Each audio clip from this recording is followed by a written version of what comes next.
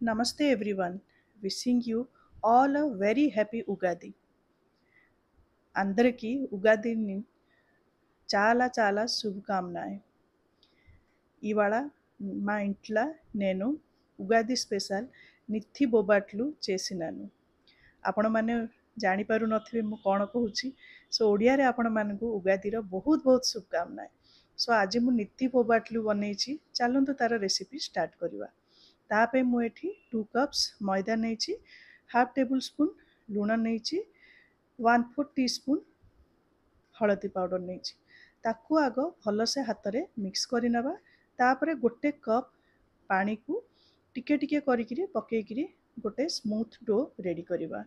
Show ଆପଣମାନେ ଯେମିତି ଜାଣିଥିବେ ମୁଁ ହେଉଛି ସାଉଥ୍ ଇଣ୍ଡିଆନ୍.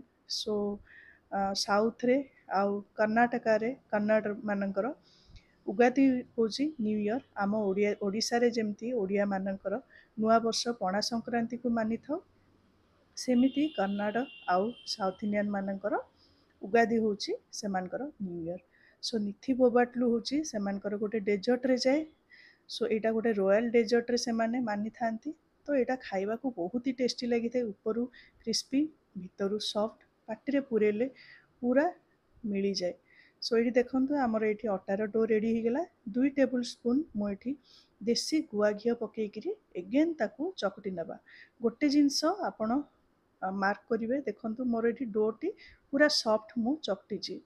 ତ ଏଠି ଦେଖନ୍ତୁ ଏଗେନ୍ ଗୋଟେ ଟେବୁଲ୍ ସ୍ପୁନ୍ ଗୁଆ ଘିଅ ପକେଇକିରି ତାକୁ ଆମେ ଏଗେନ୍ 1 ଆୱାର ରେଷ୍ଟ କରିବା ପାଇଁ ଛାଡ଼ିଦେବା. ତା ଭିତରେ ଆମେ ନିଥି ବୋବାଟଲୁର ଷ୍ଟଫିଂ ରେଡ଼ି କରିବା.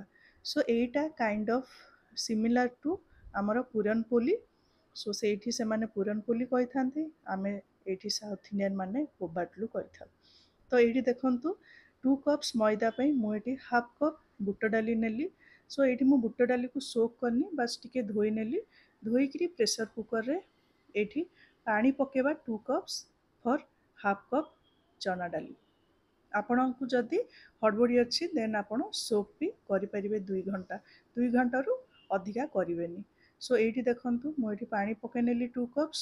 2 କପ୍ସ ପାଣି ପକେଇଲା ପରେ ଏଇଠି ମୁଁ 3ଟି ସିମ୍ରେ ପୁରା ଗ୍ୟାସ୍ର ଫ୍ଲେମ୍ ଲୋରେ ରଖିକିରି 3ଟି ସିଟି ଆସିଲା ଯାଏଁ ୱେଟ୍ କରିବା.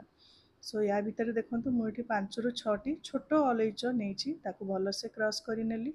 ମୋର ଏଠି ବୁଟ ଡାଲି ଭଲସେ କୁକ୍ ହେଇଗଲାଣି. ଦେଖନ୍ତୁ ମୁଁ ଏଠି ହାତରେ ପ୍ରେସ୍ କରିକିରି ଆପଣଙ୍କୁ ଦେଖାଉଛି, ପୁରା ଭଲସେ କୁକ୍ ହେଇଗଲାଣି. ତାର ପାଣି ଆପଣ ଫୋପାଡ଼ିବେନି. ଯଦି ଆପଣ ରେଷ୍ଟ ପାଣି ବଳିଲା ଦେନ୍ ଆପଣ ତାକୁ ଏନି କରି ଆଇଟମ୍ରେ ୟୁଜ୍ କରିପାରିବେ. ସୋ ଏଇଠି ଦେଖନ୍ତୁ ଷ୍ଟଫିଂ ପାଇଁ ମୁଁ ଏଠି ପ୍ରଥମେ ଗୋଟେ ନନ୍ଷ୍ଟିକ୍ ପ୍ୟାନ୍ ନେଇଛି. ଆମର କୁକ୍ଡ ହେଇଥିବା ବୁଟ ଡାଲି ପକେଇ ନେଲି, ଦେନ୍ ହାଫ୍ କପ୍ ଗୁଡ଼ ପକେଇ ନେଲି. ଆପଣମାନେ ଭାବୁଥିବେ ବୁଟ ଡାଲି ଆଉ ଗୁଡ଼ର ମେଜରମେଣ୍ଟ ସେମ୍ ଅଛି, ସାୟଦ ମିଠା ଅଧିକା ହେବ. ଯେମିତିକି ମୁଁ ଆପଣଙ୍କୁ କହିଲି ଏଇଟା ହେଉଛି ନିଥି ବୋବାଟଲୁର ରେସିପି, ଆଉ ଏଇଟା ଗୋଟେ ଡେଜର୍ଟରେ ଯାଏ, ଏଇଟା ଗୋଟେ ମିଠାରେ ଯାଏ. ସୋ ମେଜରମେଣ୍ଟ ଏତିକି ହିଁ ରଖିବେ, ଖାଇବାକୁ ଭଲ ଲାଗିବ.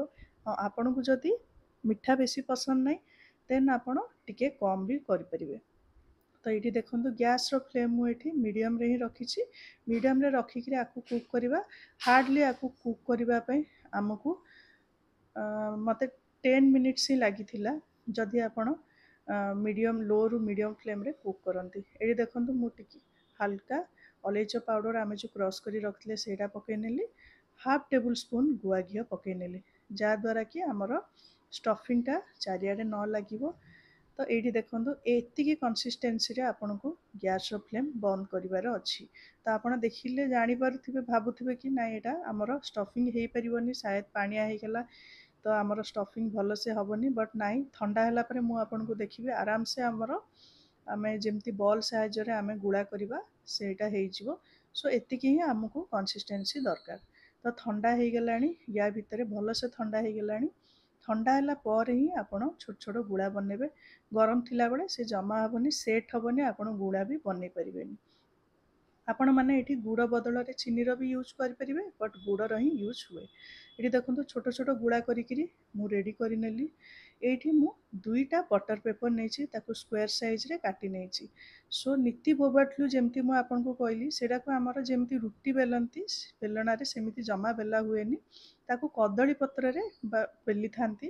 नहले बटर पेपर एमती घी लगे बेलिया सो आपन को इजी जो प्रोसेस हम मुझे आपन को से प्रोसेस देखा जहाँद्वारा कि आप फर्स्ट टाइम भी जब यहाँ ट्राए करेंगे आपंकर विदाउट फेलियर रे आपन यहाँ बन पारे सो मुझे दुईटा सेम साइज रो बटर पेपर नहीं टे घी ग्रीस करने जहाँद्वारा कि आम जिते बोबाटलू बनवा जिते प्रेस करवा आमर जमी स्टिक न करे तो ये देखो गोटे घंटा आम रेस्ट कलापर आमर डोटा केते सॉफ्ट होइए आपन को प्रेस करी देखो देखु आमर घी पकाइला ना से पूरा सेट हो गला एथरू गोटे गुड़ा आम हाथ में काढ़ी नवा सो आम जी स्टफिंग नहीं टे जस्ट बड़ गुड़ा नवा मैदार आप देखूँ मुझे नहीं आम जमी पिठा जमती काकरा पिठा बन था ताकू टिके फ्लैट करी जमी आम नड़िया पूर बन था तो सेମିତି भी करें जदि आपन को आसुनी देन आपन टिके तले रखिकी बेलना बाड़ी रे भी आपन रोल करें तो ये देखूँ केते सॉफ्ट होइछि मैदा आपन मु स्ट्रेच करुचे आपन जानि पारथे मु स्ट्रेच कला बेले ही से केते इजीली स्ट्रेच हो जाउछि जेहेतु आम एठी घीर यूज करिचे आउ आमर मैदा चकटाटी एठी टिके आम एठी नरम रखिथिले तो सेइथिबाई एठी आमर मैदाटी बहुत ही फ्लेक्सिबल अच्छी तो ये देखूँ आमर ये जो थिला स्टफिंग रो गुड़ा आम पकईदेले तो पकेला परे आम ये साइड रो एज गुड़ा को आम बंद करने एक्सट्रा जोड़ा थी आम काढ़ानी से आम एडजस्ट करी क्लोज करने तो क्लोज करी देखो हाथ पापुली साहाଯ୍य हल्का प्रेस करेंगे पूरा प्रेस करेंगे हल्का प्रेस करेंगे प्रेस करी आम जो बटर पेपर घी लगे गोटे बेलण आमर जो पीढ़ा अच्छी तापर आम गोटे बटर पेपर नवा तापर एगेन आमर गुलाटी रखिकी हाथ साहाଯ୍य आउ गोटे बटर पेपर रखिकी हाथ पापुली साहाଯ୍य आपण टिके हल्का प्रेस करदे तापर देखो एबे आसुची मेन प्रोसीजर हाथ पापुली साहाଯ୍य आपण आम केमी रसगोला बन था ना छेना ये आमर हाथ पापुली ही यूज होता है सो ये मोर हाथ पापुली ही आपंकर यूज हम आपण मानक देखिले लगुव हाँ यहाँ टे ट्रिकी बन हेनी केमी बट विश्वास करंतु यहाँ बनवा बहुत ही इजी हाँ आपण को जदि यहाँ लगे ना आपण द्वारा होनी बोली देन आपण यही हाथ पापुली जगार आपण रुटी बेलना भी यूज करें बट जोरे आपण प्रेसर देवे हल्का प्रेसर देवे मुझे बुले बुले करुच्ची रुटी पीढ़ाटा को सेमिति आपण बुले बुले करेंगे तो देखो यहाँ बनवा बहुत इजी आपन को एबे देखिए बटर पेपर काढ़ला बेलू आमर केते इजीली बाहरी जीवो आमर जो आम रुटीटा बनईचे आउ कहीं बाहर कहीं आम बटर पेपर घी ग्रीच करथिले देखो तो केते सुंदर देखा जाउछि ना पूरा एकदम होटल रे आम बाहर जमी किणिकी खाई था ना सेमती देखा जाउछि तो चलते एथर कुक करने मुझे गोटे पैन नहीं तो ये गोटे अल्प टिके घी पकईदे घी पकेला देखो गैस फ्लेम मु लो रे ही रखी लो रे रखिकी आम पकईदे पकेला मीडियम आपड़ करेंगे गैस फ्लेम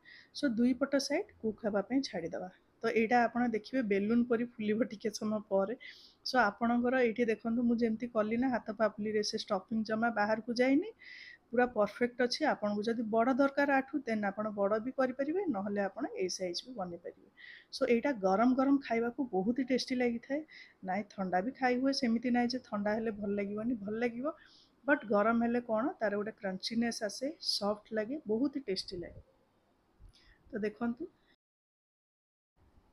भल से आम प्रेस करना चारिपट साइड रू जहाँद्वारा कि आमर बोबाटलू भल से कुक हो अल्प टिके टिके घी दौथे बेसी देवेनि मत तो ये घी पाखापाखि गोटे ही टोटाल मोर गोटे टेबल स्पून ही दरकार होता एज आम मैदारे भी आम घी देकर चकटीचे देन बेसी दरकार नहीं तो ये आमर देखूँ बोबाटलू केते सुंदर फुली आपन को जमी मुझे कहूली बहुत ही सुंदर फुली चलतु आम प्लेट्रे सर्व करना आपण या खाइला बेलू ना आपण गरम जिते गरम गरम थी गुआ घी पकईकि सर्व करेंगे देखो बहुत ही बढ़िया लगे टेस्टी लगे सो आशा करुचे आज मोर उगादीर रेसिपी आपण मानक भल लगी सो ओडिशा रे एटा गोटे नुआ रेसिपी बट ट्राए करंतु आपण माने ट्राए कला परे मते कहिबे केमिति लागिला कोन तो रहिली समस्त को once again happy Ugadi everyone take care bye bye.